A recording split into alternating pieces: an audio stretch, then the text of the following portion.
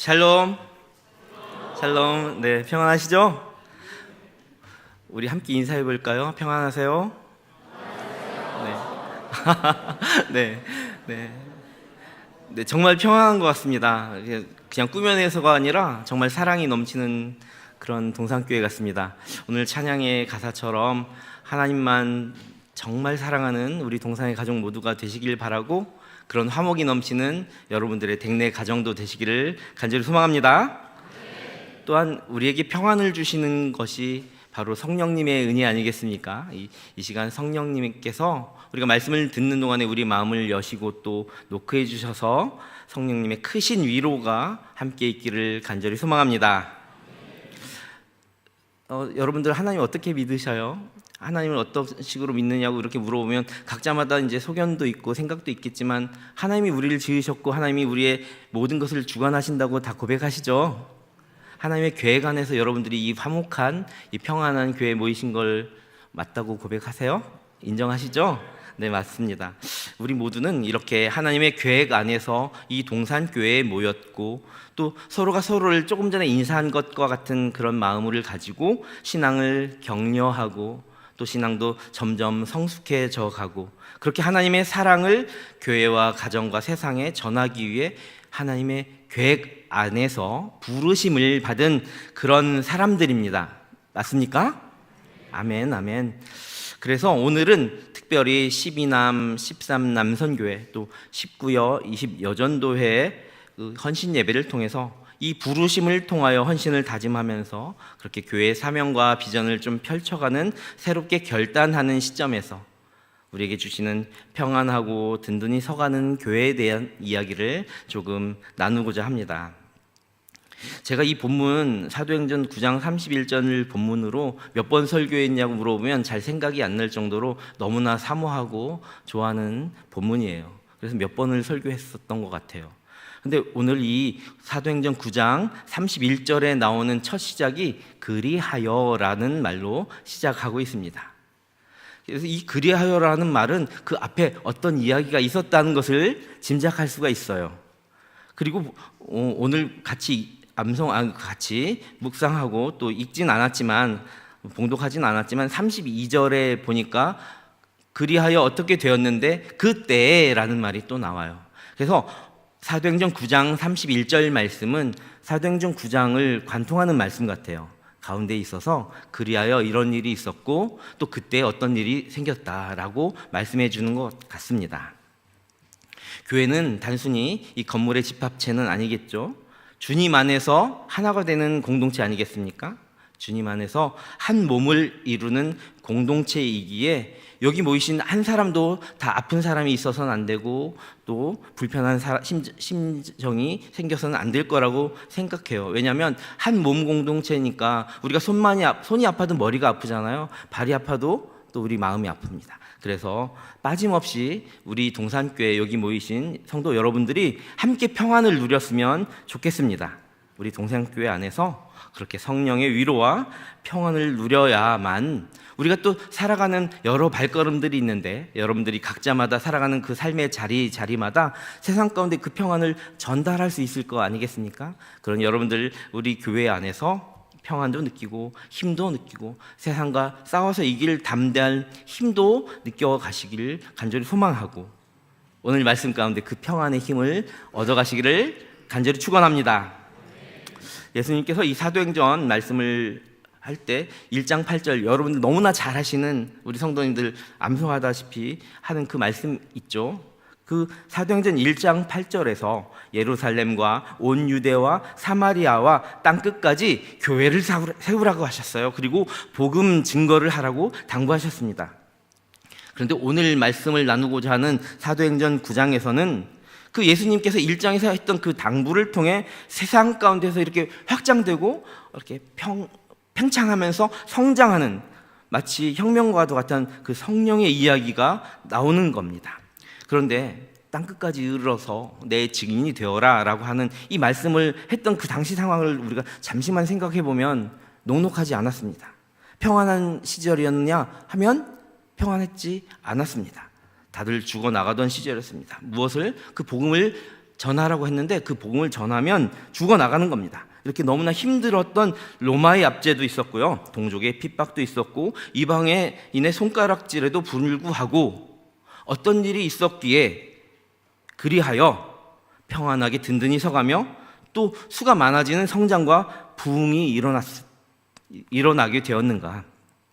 그래서 오늘 본문의 말씀이 바로 사도행전 9장 31절입니다. 초대교회가 어떻게 성장했는지를 잘 표현해주고 말해주는 거죠. 이것을 우리가 조금 더 자세하게 좀 살펴보기 위해서 현대인의 성경을 좀 준비해 보았습니다. 현대인의 성경 9장 31절 말씀 한번 같이 읽어볼까요? 자, 한번 도와주시죠. 함께 읽겠습니다. 시작. 이렇게 해서 교회는 유대와 갈릴리와 사마리아 온 지방에서 평안을 누리며 성장해 갔다. 그리고 주님을 두려워하고 성령님의 위로를 받으며 그 수가 점점 더 늘어나고 있었다. 아멘.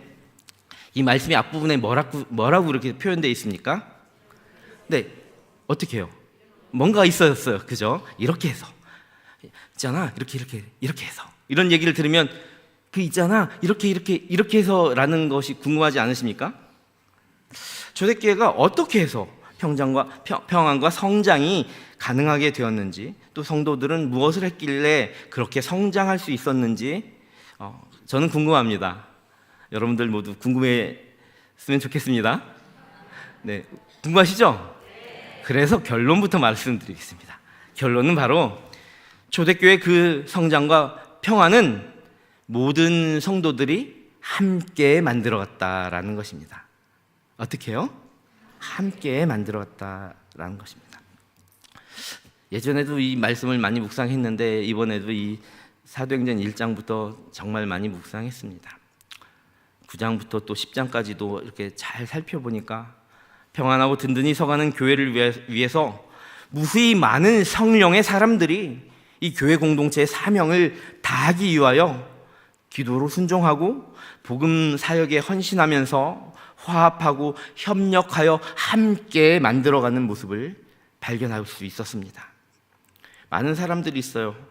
기도의 용장인 아나니아가 있는데 그 전에 회심한 바울이 있었습니다. 또 섬김의 아이콘인 바나바도 있었고, 또 9장과 10절에 보면 베드로도 있습니다. 구제에 또 선행에 힘쓰던 다비다, 룻다, 사론과 요바의 많은 제자들이 있었습니다. 베드로에게 거처를 주던 시몬이라고 불리던 무두장이 또 있었고, 10장에 보면 이탈리아 군대의 백부장인 고넬료와 그의 가정 공동체 구성원들까지 이 교회의 확장과 이 평안을 위해서 너무나 헌신했던 사람들이 많이 이렇게 살펴볼 수 있다, 많이 이렇게 보여진다라는 겁니다. 누구 한 사람의 힘으로 되지 않았다라는 거예요. 그런데 이것이 바로 성령의 힘으로 그 일이 가능했다라는 겁니다. 그런데 예수님께서 사도행전 1장 8절에서 이런 우리에게 중차대한 사명을 주셨는데, 교회의 사명을 주셨는데 많은 성도들이 함께 모여서 기도했습니다. 그 모두에게 성령이 임하셨습니다. 제가 바라옵기는 우리 동산교회 모든 성도들을 한 사람도 빠짐없이 모두에게 성령의 충만의 역사가 있기를 바랍니다. 여러분들이 모든 하는 사역마다 성령의 충만이 있기를 바랍니다. 여러분들의 가정마다 고넬료의 가정처럼 성령 충만의 역사가 일어나기를 바랍니다. 한 사람도 빠짐없이 말이죠. 그렇게 성령의 역사는 공평하십니다. 우리 모두에게 임하십니다. 모든 성도들의 헌신과 순종으로 이렇게 교회는 평안하고 확장을 이루어갔답니다.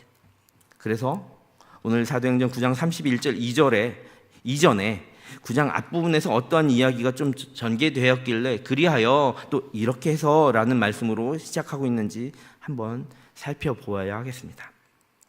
사도행전 9장을 딱 펴서 1절부터 이렇게 쭉 보면 앞부분에 보면 아까 말했던 사도 바울, 이전의 이름인 사울의 회심 사건이 발생합니다. 부활하신 예수님을 만나기 전의 모습. 그런데 그렇게 교회를 핍박하던 사도 바울, 예전에 그 사울, 그 사람이 회심을 통해서 복음을 전달하는 예수님의 마지막 지상명령을 수행하는 사람으로 변하는 겁니다. 교회를 핍박하던 사도 바울의 극적인 회심 사건이죠. 이 극적인 회심 사건이 교회의 평안과 성장의 그 변화를 가져오는데 첫 번째 단추를 잠그는 역할을 했습니다. 그런데 더 놀라운 사실을 전 묵상을 하면서 발견할 수 있었습니다. 사도 바울이 어떤 사람이에요? 예전에 사울이요? 이 평안을 요청하고 있지만 평안을 깨던 사람이었잖아요. 사람을 죽이던 사람이에요. 자기의 동족도 죽였고 자기의 친구도 죽였어요. 스데반 집사도 죽이고. 그 사람을 교회가 받아주고 있는 모습을 보면서 너무나 저는 감명받았어요.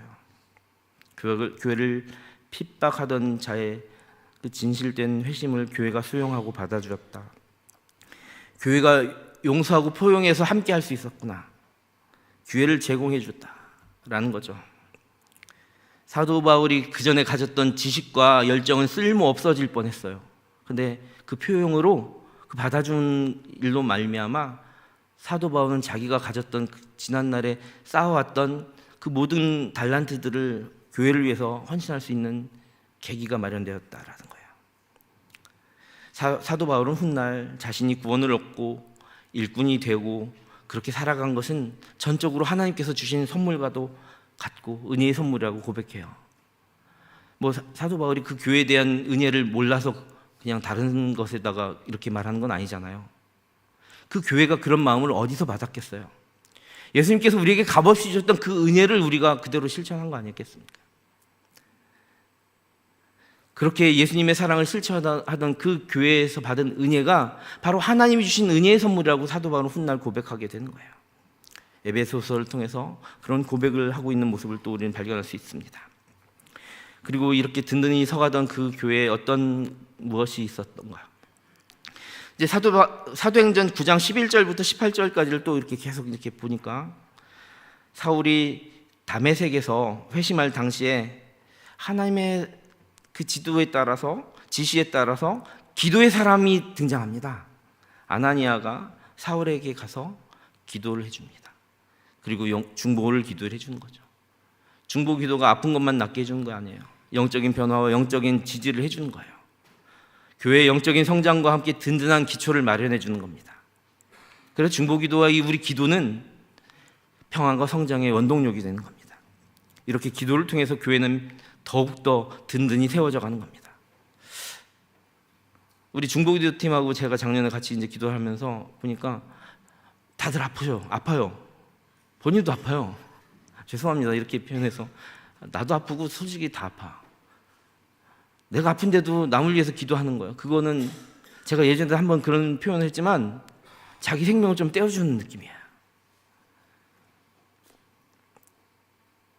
자기의 시간도 드려야죠. 정성도 드려야죠. 헌신의 시간인 거예요. 어제부터 수험생을 위한 40일 기도가 또 시작되고 있거든요. 근데 아까 이제 팀장님하고 중보기도 팀장님하고 잠깐 얘기할 기회가 있었는데 글씨 쓰는 것도 힘들고 남을 위해서 기도하는 게 많이 힘들어. 하지만 그럼에도 불구하고 그렇게 기도하고 있는 거예요. 교회 사명을 다하는 성도의 헌신이 바로 그런 기도에서 시작된 거예요. 또 무엇이 있었을까? 그렇게 하여 이렇게 됐는데 또 무엇으로 그런 평안과 성장을 이루었을까 생각해 보니까 열정적인 전도 활동이 있었다라고 봅니다. 오늘 본문의 바로 앞부분까지 사도행전 9장 19절 하반절부터 30절 상반절까지 이렇게 보면 사울이 회심하는 다음에 곧바로 이제 움직여요. 곧바로 예수가 하나님의 아들임을 증거하기 위해 움직이기 시작하는 거예요. 그렇게 열정적으로 전도하는 겁니다. 사울의 전도는 정말 이방인의 사도라고 말할 정도로 지금 우리가 이런 교회를 세우고 같이 하나님을 찬양할 수 있는 원동력이 되었던 거예요. 교회 성장을 촉진한 거죠. 예루살렘에서 적극적으로 전도하고 또 유태인들과도 변론하고 예수님을 증거하고 이제는 예수 믿는 사람들 죽이던 사람이 예수를 증거하다 죽을 위험에까지 처하는 겁니다. 예수님의 명령을 그대로 진짜 증거하고 있는 거예요. 예루살렘을 넘어 유대와 사마리아 넘어 이르기까지 이 교회의 성장을 이끌어내는 그런 훌륭한 역할을 해낸 것입니다. 이렇게 회심도 일어났죠. 그리고 성도들의 헌신적인 받아줌, 또 헌신적인 중보의 기도도 또 열정적인 전도까지도 있었어요. 그래서 오늘 말씀 사도행전 9장 31절에 보니까 그리하여 온 유대와 갈릴리와 사마리아 교회가 평안하여 든든히 서가고 주를 경외함과 성령의 위로로 진행하여 수가 더 많아지니라. 아멘. 그리하여 이렇게 해서 평안하고 든든히 서갔다는 겁니다. 이렇게 해서 교회는 지금 이 동산 평택에 있는 동산교회가 이르기까지 평안을 누리며 성장해 갔다는 것입니다. 멈춰져 있지 않고 점점 더 수가 많아지는 겁니다. 그렇게 늘어나는 겁니다. 그런데 오늘 본문은 그렇게 성장하는 이유에 대해서 또 한 번 말씀하고 있습니다. 자, 첫 번째는 초대교회가 평안을 누리게 되는 첫 번째 조건은 바로 주님을 경외함입니다. 한번 따라해 볼까요? 주를 경외함입니다. 주를 경외함입니다. 사도행전 9장 31절 한번 다시 볼게요. 사도행전 9장 31절. 그리하여 온 유대와 갈릴리와 사마리아 교회가 평안하여 든든히 서가고, 그 다음에 뭐라고 되어 있습니까? 주를 경외함, 성령의 위로로 진행하여 수가 더 많아지니라. 많으시다. 아멘. 성장하고 이렇게 폭발적인 하나님을 섬기는 교회가 점점 더 늘어나는 첫 번째는 주를 경외함의 요인이 있었다는 거예요. 이 경외함에 대해서 우리 청년들이 많이 물어봤더라고요. 그래서 최근 한 몇 주 정도를 하나님을 경외하는 예배자라는 주제로도, 하나님을 참된 예배자 이런 주제로 좀 설교를 해봤음에도 불구하고 많이 어려운 것이 사실입니다. 왜냐하면 주를 경외함 안에 약간 두려움이 섞여 있기 때문입니다. 그런데 저는 이렇게 봅니다. 주를 경외함이라는 것은 그저 두렵게 섬기는 것만은 아니다. 깊이 존경하는 거다. 그분의 말씀이 정말 살아있고 운동력이 있다고 믿는 거다. 살아계신다고 믿기 때문에 경외하는 거다. 그 말씀에 순종하는 거다. 그런 자세가 경외함 아닐까 생각합니다. 그런데 이 경외함은 두려움보다는 사실 마음에 평안을 준다는 게 핵심인 거죠. 오늘 말씀처럼요. 우리가 하나님을 경외할 때 우리의 마음과 생각이 하나님께 집중되는 거예요. 세상에 혼란과 어려움이 있을 때 하나님을 경외하고 기도하고 그분께 매달릴 때 흔들리지 않는 평안함을 우리에게 부여해 줍니다. 이러한 경외심이 나뿐만이 아니라 나와 관계돼서 대화를 나누는 이 공동체, 남녀 선교회에도, 구역에도, 공동체 전체에도 그런 영향력은 끼쳐지게 되는 거예요. 그 결과 교회는 더욱 더 든든히 서가게 되는 것입니다. 우리 동산교회도 이렇게 하나님을 경외하는 마음으로 모인 성도님들 모두 다 되셨으면 좋겠습니다. 그렇게 하나님을 경외해서 하나님이 주시는 선물과 같은 참 평안을 누리고 우리 동산교회 평택을 넘어 글로벌한 정말 위대한 교회 되기를 간절히, 성장하는 교회 되기를 간절히 바랍니다. 두 번째 요소는 성령의 위로와 인도하심. 무엇이라고요? 성령의 위로와 인도하심입니다. 성령께서 그 일을 하신다는 거예요. 주체가 내가 아니라 성령님이 일하시는 거예요. 거기 모인 모두에게 임하셨던 그 성령님이 내 삶을 주관하고 가시는 겁니다. 우리의 마음도 위로하시고 평안과 성장을 누가 이루어 주셨느냐? 바로 성령님입니다.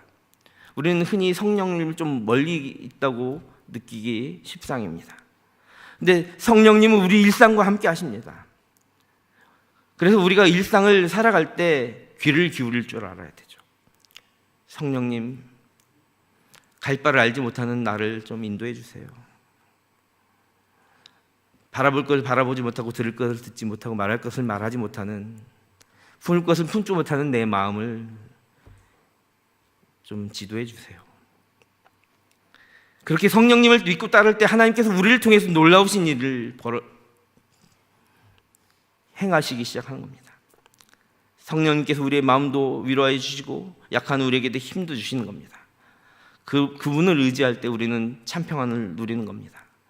그렇게 교회는 폭발적으로 성장했던 거예요. 사도행전 9장 31절에 나온 성령의 위로라고 표현했잖아요. 예전에 한번 보니까 같이 찾아보시기도 하던데 한번 찾아보실래요? 성경을 한번 펴보시면 9장 31절 위로라고 말한 밑에 뭐라고 되어 있습니까? 각주로 1번 이렇게 해서, 네? 좀 안 들려요? 크게 말씀해 주세요. 후원 이렇게 표현하고 있습니다. 사도행전 9장 31절에 나오는 성령의 위로에서 위로라고 번역된 헬라어 단어는 많이 들어보셨을 거예요. 여러분 잘 아시다시피 파라클레시스라는 단어입니다. 이 단어가 여러 가지 뜻이 있고 여러 가지 좋은 뜻은 다 가진 것 같습니다. 호소도 들어주고 간청, 위안도 해주고 위로도 해주고 도움도 해주고 격려도 해주고 이런 것들이 파라클레시스 안에 들어있는데 오늘 각주에 보니까 이 후원이라는 의미도 지니고 있대요. 후원. 그러니까 단순한 위로를 넘어서 진짜 서로가 서로를 격려하고 지지해주고 뭔가를 돕고 후원하는 거, 진짜 실제적인 후원을 한다는 거죠. 성령님께서 그렇다 그 역할을 하신다는 거예요. 우리 교회 보니까 많은 후원을 하고 계시잖아요. 세상에서도 많은 후원이 있습니다. 뭐 금전적이고 물질적인 후원도 있을 것이고 때때로 뭐 이렇게 관계의 후원도 있겠죠. 관계의 후원, 심리적인 후원도 있을 거예요. 뭐 물질적이고 금전적인 건 여러분 잘 아시잖아요. 저도 몇 가지 후원을 하긴 하거든요. 선교 후원도 할 수 있고. 그런데 이게 저는 뭐 열심히 하려고 노력하지만 때때로 이렇게 주변에서 얘기를 들어보면 이 금전이나 물질이 인생이 한계가 있잖아요. 때로는 뭐 부유하고 좀 넉넉하면 내 마음 같아서는 정말 이 후원 저 후원 다 하고 싶지. 세상에 얼마나 아프고 힘든 사람이 많아요. 그 마음이 있죠. 그런데 내 삶이 좀 넉넉하지 못하거나 좀 갑자기 침체되면 한계가 있어서 다 하지 못할 때도 있잖아요. 그러니까 세상에 주는 이런 경제적인 후원이나 이런 물질적인 후원은 자신의 상황에 많은 영향을 받더라라는 거죠. 그리고 또 사회적으로 이렇게 지지하고 해주는 이런 후원도 마찬가지예요. 어떤 사람들은 이 후원을 받고자 인맥을 그렇게 따지는 이유가 있어요. 라인, 인맥, 뭐 지인, 학연 이런 거 다 그런 거 아니겠습니까? 뭔가 후원을 받고 지지받고자. 그런데 그것도 처음에 마음이 가면 좀 그렇게 할 수 있는데 이게 학연, 지연 믿다가 망한 사람들 많이 있어요. 너무 거기에다 매달리면 이 상황이 배신을 하게 되니까 실망하기 일쑤죠. 그런 것도 한계가 있다는 거예요. 또 저도 목회적 상담을 좀 많이 하고 조언도 많이 하지만 제가 그래요. 제가 고백할게요. 제 상태가 안 좋으면 뭐 그렇다고 제가 많이 안 좋은 건 아닙니다. 제가 조금 좀 몸 상태가 안 좋거나 피곤하거나 아니면 넉넉한 마음이 안 품으면 마음은 그렇지 않은데 조금 좋은 말이 안 나가거나 아니 말로 한 번도 그렇게 너무 심하게는 한 적은 없던 것 같은데 표정 아니면 시간이 없거나 이렇게 되더라고요. 이게 심리적인 후원, 뭐 상담 조언도 있잖아요. 그걸 하는 사람이 피곤하거나 일이 생기거나 약속이 있거나 여러 가지 상황에 있어서 단절되기 마련이더라고요. 영원하지 않더라. 한계가 있더라. 근데 여기 말하는 이 후원은 어떤 누구의 후원입니까? 성령님의 후원입니다. 항구적인 후원이에요. 영원한 후원입니다. 우리의 상황에 따라서 마음 기분 나빠 너 후원 안 할래 라는 게 아니에요. 그냥 우리를 위해서 그렇게 애통해 하시면서 우리가 친밀하게 다가오시면서 위로해 주시는 후원이에요. 진짜로 격려해 주시는 후원. 그 성령님이 위로가 우리를 평안하게 하는 겁니다. 그 성령님이 충만한 교회가 성장하는 겁니다. 그러니 성령님과 단절된 그런 느낌으로 살아가지 않기를 간절히 소망합니다. 세상의 것으로 너무 만족하려고 노력하지 마시기를 간절히 소망합니다. 그렇다면 성령님께서는 어떻게 우리를 위로하고 그렇게 후원해 주실까? 아주 내면 깊은 곳부터 차근차근 후원해 주신다. 마음으로 우리를 바라봐 주신다. 내 몸을 너무나 따뜻하게 감싸 안아 주신다. 세상의 것은 만족할 수 없었는데 우리에게 참 만족을 주신다. 참 평안함을 주신다라는 겁니다. 여러분 너무 다 잘하는 찬양 있잖아요. 따스한 성령님 마음으로 보내 내 몸을 같이 부를까요? 감싸며 주어지는 평안함 만족함을 느끼네. 만족함을 느끼네. 내 몸을 감싸며 주어지는 평안함 그 사랑을 느끼네. 그 사랑을 느끼네. 아멘. 그렇습니다. 이 따뜻한 성령님 변하지 않는 사랑과 그 신실함을 지녔어요. 내 몸을 감싸며 주어지는 평안함. 세상의 것에 만족하지 못하고 신음하고 아파하고 방황하는 우리에게 만족함을 주시는 평안함. 부디 성령님과 친밀해지셔서 성령님의 변함없는 후원 받으시기 바랍니다. 그분의 사랑과 보호 안에서 참 평안을 얻으시는 성도님들 모두 다 되시기를 간절히 소망합니다. 그 따스한 성령님이 한 번 하고 마는 게 아니에요. 항구적이라고 했잖아요. 영원하다고 했잖아요. 우리를 위해서 항상 기도해 주십니다. 그분의 기도는 사람들이 하는 그냥 거칠의 인사가 아닙니다. 안녕하세요, 식사했어요 라는 평안과 위로와 격려와 지지가 아니라는 거예요. 정말 가슴 아파하시면서, 그러니까 우리의 내적으로 평안 주시는 거죠. 그러니 성령님은 우리를 치유하실 때도 겉에 보이는 것만 이렇게 좀 치유해 주시는 게 아니에요. 심연 깊은 곳에 있는 아픔까지도 치유해 주시는 거예요. 우리의 마음을 깊숙한 상처까지 꿰매어 주시는 그 성령님의 위로로 우리의 모든 삶의 문제가 해결되고 참 평안을 누리고 영적으로 성장되고 우리 교회 내외적으로 성장하는 저 여러분 모두 되었으면 좋겠습니다. 로마서 8장 26절을 보면 이와 같이 성령도 우리의 연약함을 도우시나니 우리가 마땅히 기도할 바를 알지 못하나 성령이 말할 수 없는 탄식함으로 우리를 위하여 친히 간구하시느니라 라고 말씀하고 계십니다. 그렇게 성령님 우리가 무엇이 필요한지 아십니다. 우리를 위해서 간구해 주십니다. 내가 좀 피곤하고 힘들어서 낙심하고 좌절할 때도 우리의 연약함을 도우시고 우리를 위로해 주시고 후원해 주십니다. 그런 참 후원자 되심을 꼭 기억하시기를 간절히 소망합니다. 말씀 마지막 부분에 제가 여러분들과 함께 얘기했던 것처럼 여러분들 심연에 있는 깊은 아픔과 상처가 있다면 우리의 연약함을 아시는 성령님의 위로와 후원을 통해서 그 상처 싸매지시기를 간절히 소망합니다. 그러니까 이 성령님은 어떤 한 특정한 사람만 위로하지 않는다는 거예요. 여기 모인 우리 모두를 위로하시고 그렇게 교회를 결속시키시고 함께하고자 하는 성품을 가지셨다는 것입니다.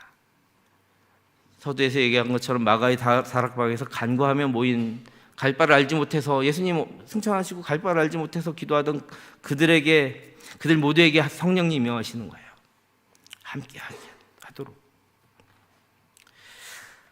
지금까지 알아본 것처럼 주님을 경외하고 성령님의 위로하심을 통해 교회가 평안하고 든든하게 서갔다면 무슨 일이 벌어지느냐?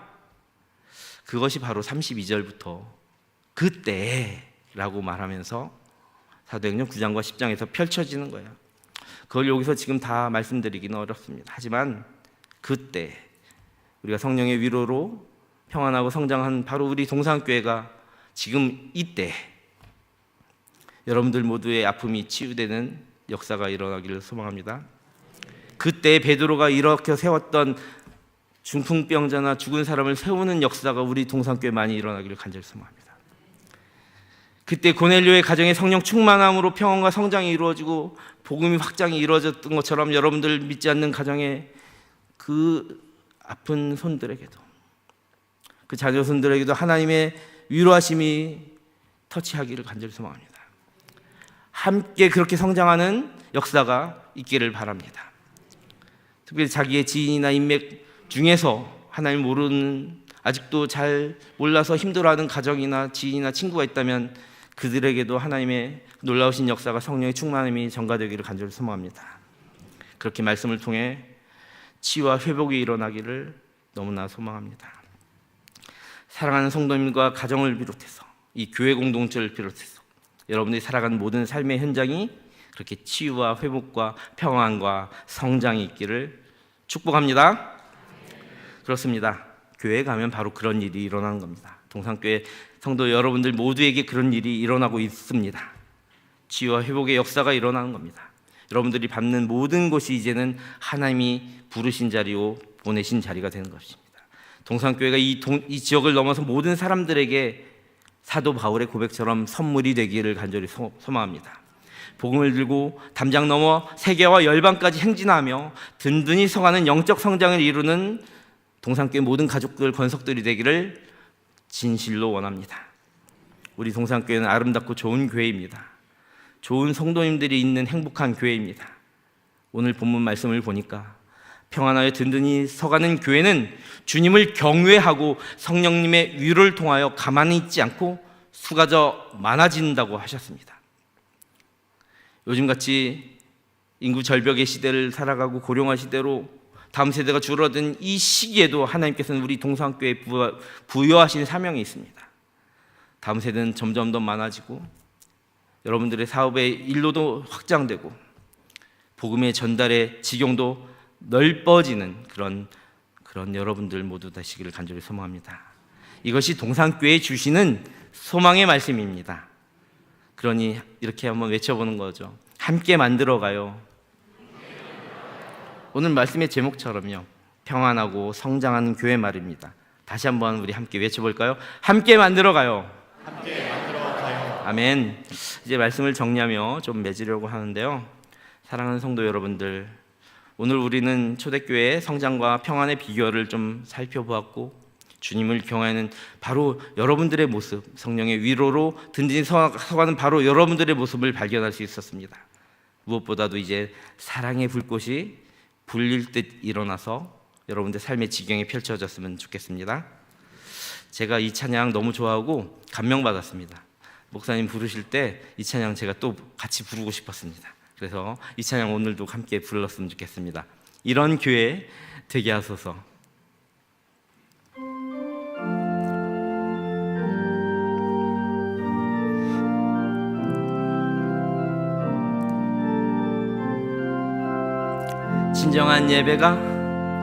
진정한 예배가 숨쉬는 교회, 주님이 주인 되시는 교회, 믿음의 기도가 쌓이는 교회, 최고의 찬양을 드리는 교회, 말씀이 살아 움직이는 교회, 성도의 사랑이 넘치는 교회, 섬김과 헌신이 기쁨이 되어 열매 맺는 아름다운 교회, 주님의 마음 닮아서 주님의 마음 닮아서 이웃을 사랑하는 교회, 주님의 영광을 위해서 빛 되신 주님 전하는 교회, 사랑의 불꽃이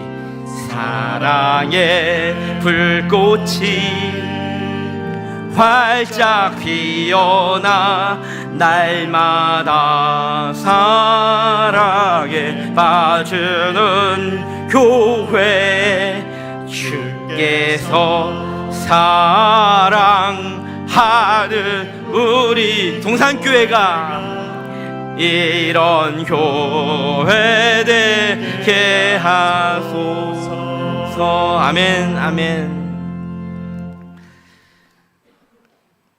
주님을 경외하는 교회는 주님을 주인으로 여기고 진정한 예배가 드려지는 교회입니다. 바로 이 동산교회처럼 말이죠. 성령님의 위로는 켜켜이 쌓여가는 거죠. 말씀도 살아 움직이는 겁니다. 그렇게 성도 간의 사랑도 이렇게 전가되고 전해지는 것입니다. 기쁨으로 열매 맺는 헌신의 교회, 이런 동산교회의 말로 주님이 원하시는 교회입니다. 그런데 처음 서두에도 말했던 것처럼 누구 한 사람의 힘으로 되는 것이 아닙니다. 함께 만드는 겁니다. 그렇게 다짐해 보는 겁니다. 함께 만들겠습니다. 하나님, 우리 동산교회 평안하고 든든히 서가고 날마다 확장되는, 그렇게 지역사회를 넘어 세계를 선도하는 그런 교회 함께 만들겠습니다. 함께 땀 흘리고 함께 울고 함께 웃고 함께 기뻐하며 하나님의 영광 받으시도록 그렇게 나아가십시다. 그 일에 우리 19, 20 여전도회와 12, 13 남선교회가 주역이 되시기를 축복합니다. 동산교회가 주님의 은혜와 사랑 안에서 평안하고 등등이 아름답게 성장하는 교회로 나아가기를 주님의 이름으로 축복합니다. 함께 기도하겠습니다. 사랑하는 하나님 아버지, 오늘도 우리를 주님의 은혜 안에서 성령의 도우심으로 이 시간 여기로 인도해 주심에 감사드립니다. 그리하여 평안하고 든든히 성하는 교회를 함께 만들겠노라 한 번 더 다짐하게 하시니 감사를 드립니다.